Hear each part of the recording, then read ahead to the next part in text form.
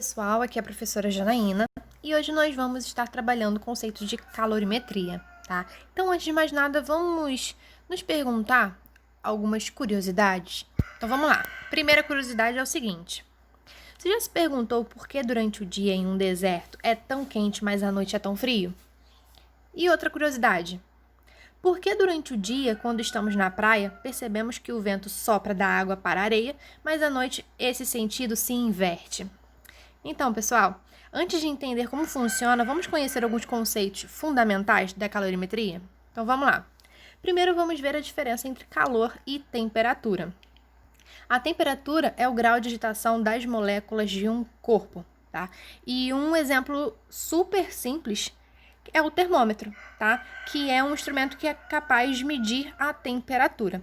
Então, uma coisa muito importante, né, do conceito de temperatura é o termo grau de agitação, tá? E o que significa isso? Significa que quanto mais agitadas as moléculas estiverem, maior será a temperatura. E quanto menor a agitação, menor será a temperatura, tá bom? Vamos ver agora o que significa calor. Calor é a energia transmitida de um corpo de maior temperatura a outro de menor temperatura. E quando eles estão em contato, ambos atingem o equilíbrio térmico. Ou seja, pessoal, quando a gente coloca dois corpos de temperaturas diferentes, ao passar do tempo, eles atingem o equilíbrio térmico, ou seja, a temperatura final será a mesma, tá bom? Um exemplo super simples é quando a gente quer deixar uma água, né, no caso um líquido, mais gelado. A gente vai e coloca cubinhos de gelo. E a gente pode perceber que à medida que o tempo passa, esses cubinhos vão derretendo. E o que significa? O que está acontecendo? Né? O líquido, ele cede calor para o cubo de gelo. E o cubo de gelo, recebendo esse calor, vai acabar derretendo. Então, há uma troca de calor, tá bom? Entre esses corpos. Outro exemplo é a fotografia térmica, tá? De um casal. Aí mostra a diferença de temperatura, que a gente entende isso através da diferença das cores, tá? Então, esse daí é o conceito entre calor e temperatura, ok? Então, agora vamos ver o que significa calor mais especificamente, já que a gente vai estar trabalhando nesse capítulo sobre isso. É energia térmica em trânsito devido à diferença de temperatura entre os corpos. E costuma-se dizer que o calor é a energia térmica em movimento, tá bom? Então, aqui nós temos dois corpos. O vermelho é o corpo mais quente e o azul o corpo mais frio, tá? E é muito importante lembrar que o calor sempre flui espontaneamente do corpo de maior temperatura para o corpo de menor temperatura. Então, pessoal, isso é uma regra, tá bom? Sempre o corpo de maior temperatura vai ceder calor ao corpo de menor temperatura, tá bom?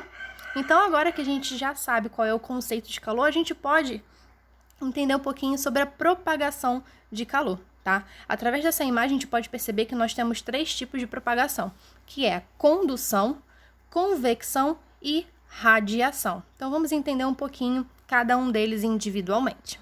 Primeiro, condução.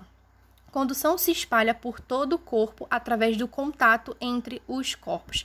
Então, a partir da imagem anterior, a gente pode ver, né, que a condução geralmente acontece quando há contato entre os corpos, tá? Então, ali está segurando a panela e provavelmente a panela é feita de um metal, tá bom? Então, a propagação é feita por todo o metal até atingir, né, a mão da pessoa, ok? E é através dessa imagem, agora a gente pode perceber, né, segundo a legenda, que o esquema representa o grau de agitação molecular, que varia com a distância até a fonte de energia, ou seja, quando as moléculas estão mais próximo da fonte, ou seja, nesse caso do fogo, tá? Haverá uma agitação maior.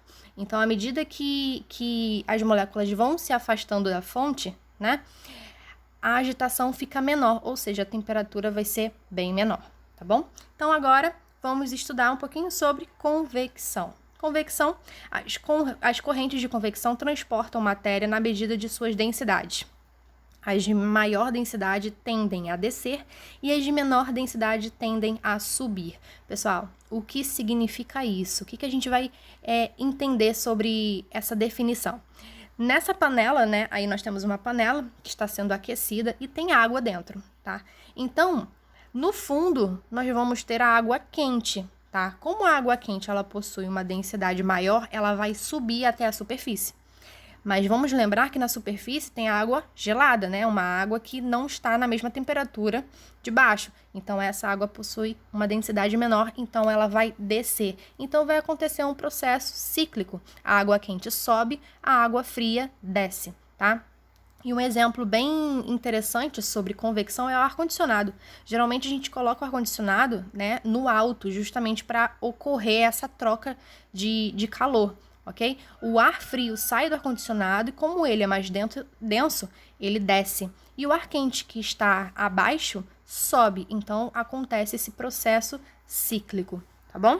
E por último, nós temos irradiação, que é o processo de transmissão de calor que permite transportar energia no vácuo.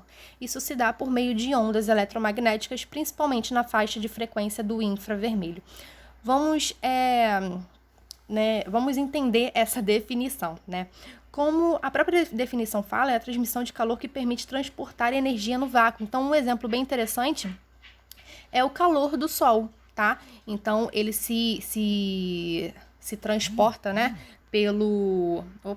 se transporta pelo vácuo até chegar aqui na Terra, ok? Então, é muito interessante que esse é um exemplo de irradiação, tá? E irradiação também ocorre através de uma propagação de calor à distância. A gente não precisa tocar para a gente poder sentir o calor. É como se fosse uma fogueira, né? Quando a gente quer se aquecer, a gente se aproxima do fogo, tá bom? A gente não precisa tocar, porque senão a gente se queima.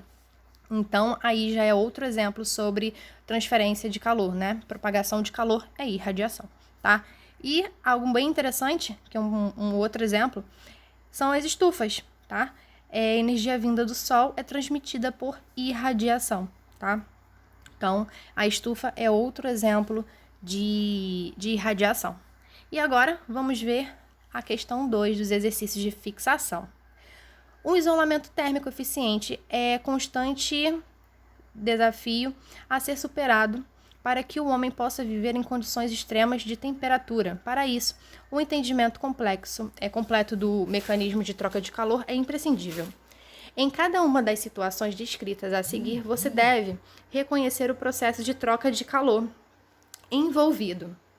As prateleiras em uma geladeira doméstica são grades vazadas para facilitar o fluxo de energia térmica até o congelador por ... 2. O único processo de troca de calor pode ocorrer no vácuo por... E o 3. Em uma garrafa térmica é mantido vácuo entre as paredes duplas de vidro para evitar que o calor saia ou entre. E no final, né, pede para a gente verificar qual é a ordem, tá, dos processos de troca de calor utilizados para preencher as lacunas corretamente. Então, pessoal, a primeira coisa, vamos entender, vamos lembrar, tá, dos processos de propagação. Então, aqui nós temos a condução, o calor se espalha por todo o corpo através do contato, tá?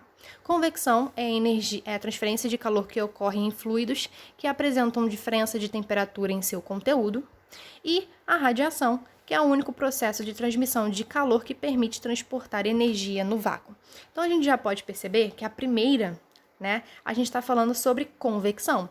Lembra que eu dei o exemplo da geladeira, do ar-condicionado? A geladeira é a mesma coisa, é a mesma explicação através do processo de convecção. Então, a gente já sabe a primeira resposta.